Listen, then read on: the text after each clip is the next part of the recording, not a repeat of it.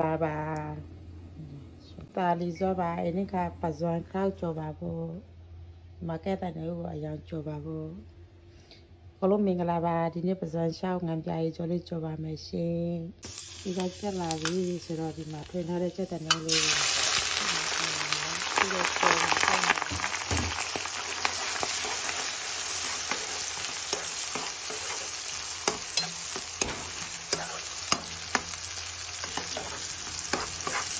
ဆွေလေးဖြစ်လာတဲ့ဒီကြော်မှာပေါ့နော်တက်တန်လေးကချိုးရောင်လေးတန်းလာပြီဆိုတော့ပေါ့နော်ထုတ်တော့မယ်ပေါ့နော်ဒါတော့တက်တန်လေးချိုးပြီးတော့ပြန်နော်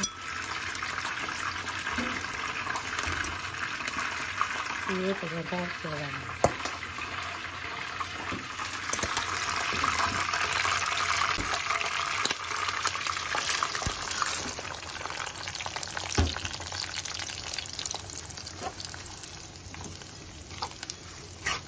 ဒီမှာအရင်ကျတော့ပြန်စားပါဒ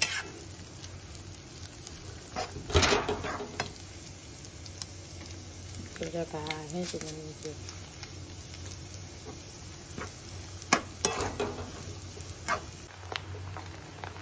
ကြတော့ဆောက်လာပြီဆိုတော့တော့ပြောတော့ပြော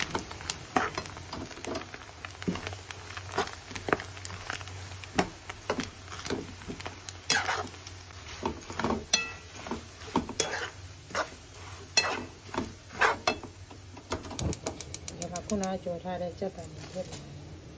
ဒီလိုရတဲ့မှာပေါ့။ဒါလည်းပြီးပြီနော်ဒီစက်ကြော်။အားတော့ပစံလျှောက်ကြော်ပြီးတော့ပေါ့နော်